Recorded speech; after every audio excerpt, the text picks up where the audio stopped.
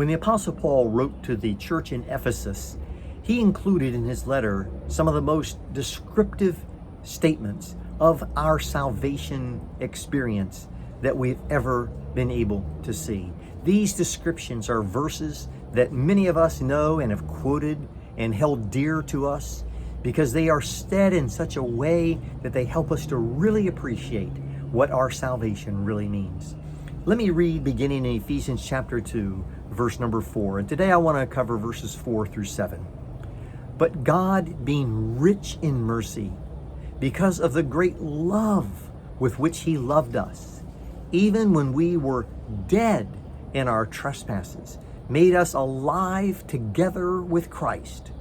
By grace you have been saved, and raised us up with him, and seated us with him in the heavenly places in Christ Jesus, so that in the coming ages he might show the immeasurable riches of his grace in kindness toward us in Christ Jesus. You see, it's all about this relationship. It's not because we have a head knowledge of Jesus. It's because we have become one with him. We have united with Jesus. We have been brought into a union with him through the miracle of God's new birth, the regeneration. And so it's described here in Ephesians chapter 2, even when we were dead in our trespasses. The Bible is very clear. The wages of sin is death. Death has passed upon all men because all have sinned.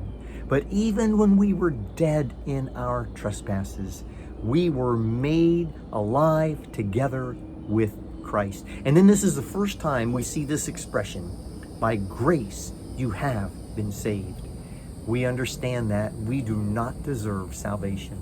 Those who know Christ don't claim to be more religious, more righteous, more humble. We're more nothing. We are simply sinners saved by the grace of God.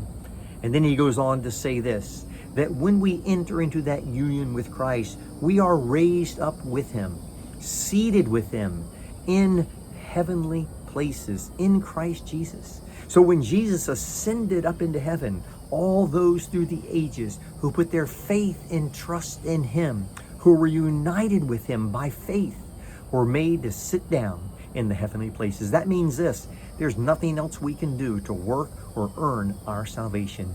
It is done. It is complete in Jesus Christ. And why?